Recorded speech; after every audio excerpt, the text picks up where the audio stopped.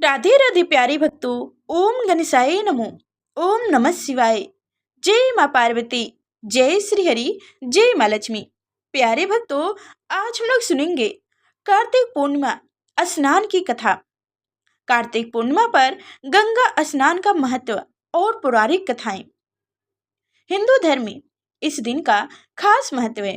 कार्तिक पूर्णिमा के मौके पर लोग गंगा स्नान और दान पुण्य जैसे कार्य करते हैं। कार्तिक माह के शुक्ल पक्ष की पूर्णिमा कार्तिक पूर्णिमा कहलाती है।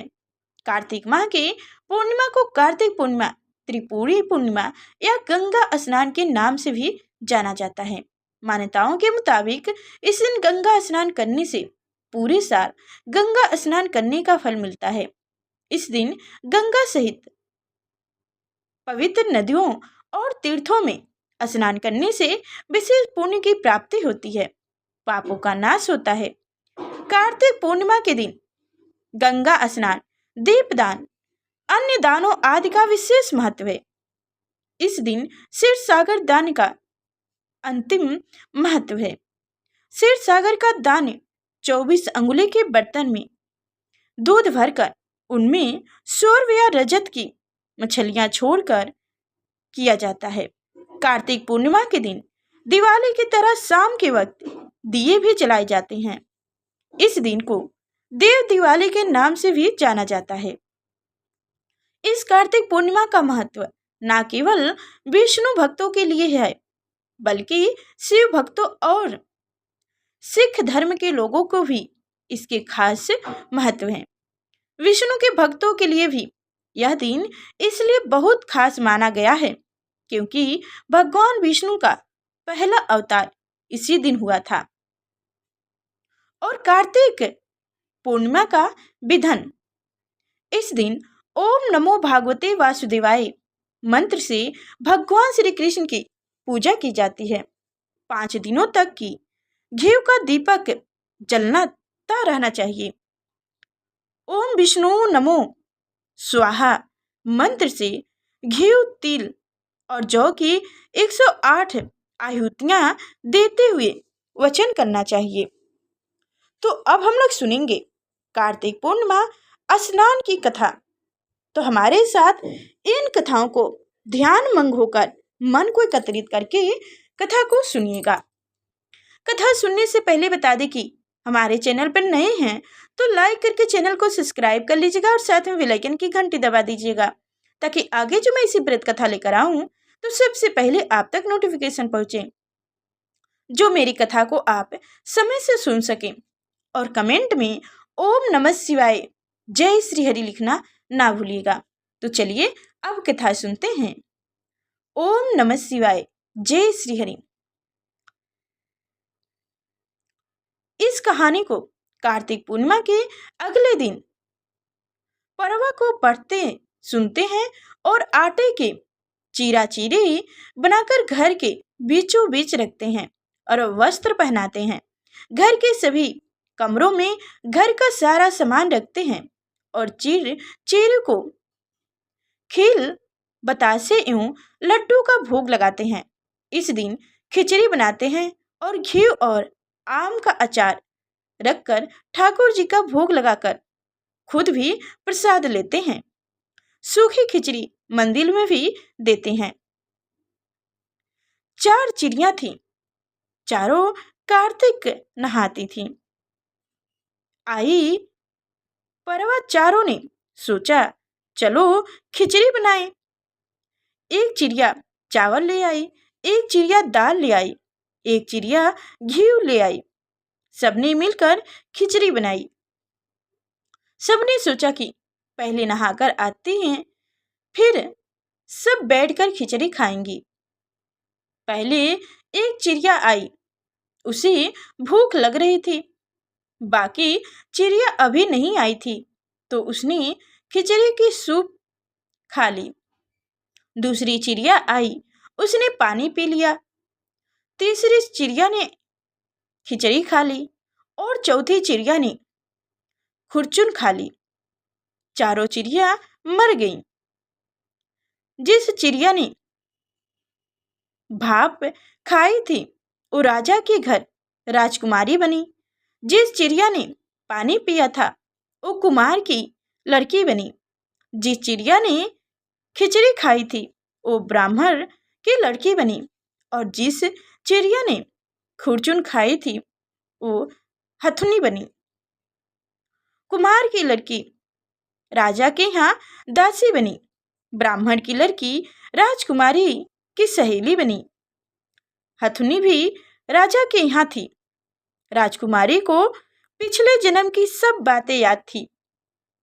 राजकुमारी का विवाह हुआ। जब वह विदा हो रही थी तो राजा से बोली कि मैं अपनी सहेली और दासी को साथ ले जाऊंगी। राजा ने कहा कि ले जाओ। राजकुमारी फिर भी ना गई तो राजा ने पूछा, तुम्हें और क्या चाहिए? तो बोली कि मुझे हथुनी भी चाहिए। राजा ने नौकर भेजे कि हथुनी को ले जाओ, पर वह हथुनी नहीं उठी। राजकुमारी खुद उनके पास गई और उनके कान में पिछले जन्म की बातें कही, जिसे सुनकर हथुनी उठकर खड़ी हो गई। राजा यह सब देखता रहा। वह तलवार लेकर खड़ा हो गया और बोला कि बता तू कान में, और तू हथुनी से क्या बात करी है? हथुनी से कान में क्या बात कही है? सच सच बता, नहीं तो तेरा सिर काट दूंगा। तो हथुनी ने क्या बता कर सकती थी? हथुनी से क्या बात कर रही थी? सच सच बता, नहीं तो तेरा सिर काट दूंगा। राजा को बार बार पूछने पर राजकुमारी ने राजा को पिछले जन्म की सारी बात बता दी। राजा ने कहा कि कार्तिक नहाना और गंगा स्नान का इतना फल होता है तो हम भी जोरे से कार्तिक नहाएंगे और खूब दान पुण्य करेंगे। जय श्री हरि। ओम नमः शिवाय। प्यारे भक्तों, ये थी कार्तिक पूर्णिमा स्नान की पहली कथा। अब हम लोग सुनेंगे कार्तिक स्नान की दूसरी कथा। पौराणिक कथाओं के अनुसार तारकासुर नामक का एक राक्षस था, जिसके 3 पुत्र थे, जिनका नाम तारकाक्ष, कामलाक्ष और विधुनमली था। भगवान शिव के पुत्र कार्तिकेय जी ने तारकासुर का वध कर दिया, जिसे देख उस राक्षस के पुत्र बेहद दुखी हुए। उन्होंने देवताओं से अपने पिता की मृत्यु का बदला लेने के लिए ब्रह्मा जी की घोर तपस्या की। उनकी तपस्या से प्रसन्न होकर ब्रह्मा जी ने उन्हें वरदान मांगने को कहा। तीनों ने ब्रह्मा जी से अमर होने का वरदान मांगा, लेकिन ब्रह्मा जी ने उन्हें कहा ऐसा संभव नहीं है, इसके अलावा कुछ अलग वरदान मांग लो। यह सुनने के बाद तीनों ने 3 नगरों का निर्माण करने के लिए कहा, जिनमें वह बैठकर पूरे पृथ्वी और आकाश का भ्रमण कर सकें। साथ ही उन्होंने कहा कि 1000 वर्ष बाद जब हम एक जगह पर मिले तो तीनों नगर मिलकर एक हो जाए, और जो देवी देवता अपने एक बार से तीनों नगरों को नष्ट करने की क्षमता रखता हो, वही हमारा वध कर सके। तारकासुर के पुत्रों की मनोकामनाएं ब्रह्मा जी ने पूरी की और उन्हें यह वरदान दे दिया। ब्रह्मा जी ने 3 नगरों का निर्माण करवाया। तारकाक्ष के लिए सोने का, कमलाक्ष के लिए चांदी का और विधुमल्ली के लिए लोहे का नगर बनाया गया। वरदान प्राप्त करने के बाद तीनों लोक में आतंक मचा दिया और स्वर्ग पर भी अधिकार स्थापित करने की कोशिश करने लगे, जिससे इंद्रदेव भयभीत होकर भगवान शिव के पास पहुंचे। इंद्रदेव की बात सुनकर महादेव ने एक दिव्य रथ का निर्माण किया और एक वार में तीनों नगरों को नष्ट कर त्रिपुरासुरों का वध कर दिया। कहते हैं इसके बाद ही भगवान शिव त्रिपुरी कहलाए। ओम नमः शिवाय। जय श्री हरि। प्यारे भक्तों, ये थी कार्तिक पूर्णिमा स्नान की दूसरी कहानी। अब हम लोग सुनेंगे कार्तिक पूर्णिमा स्नान की तीसरी कथा। पौराणिक कथा भगवान श्री कृष्ण की पत्नी सत्यभामा से जुड़ी हुई है। श्री कृष्ण की पत्नी बनने से पहले सत्यभामा ने पहले जन्म में एक ब्राह्मण की पुत्री के रूप में जन्म लिया था। बेहद कम उम्र में ही उनके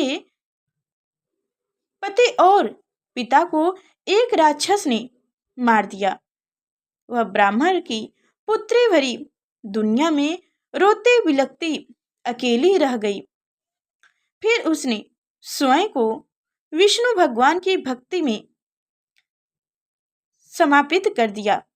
ब्राह्मण की वह पुत्री पूरी श्रद्धा के साथ सभी एकादशी का व्रत रखती और कार्तिक माह में नियम पूर्वक सूर्योदय से पूर्व स्नान करके भगवान विष्णु और तुलसी की पूजा करती थी। इस तरह उनके अपना पूरा जीवन गुजार दिया। एक दिन जब वह कार्तिक स्नान के लिए गंगा में डुबकी लगाने गई तो डुबकी लगाते ही उसे तेज बुखार आ गया और उसने गंगा तट पर अपने प्राण त्याग दिया। उसी समय विष्णु लोक से एक विमान आया और उनके दिव्य शरीर को विमान में बैठाकर विष्णु लोक पहुंचाए गए।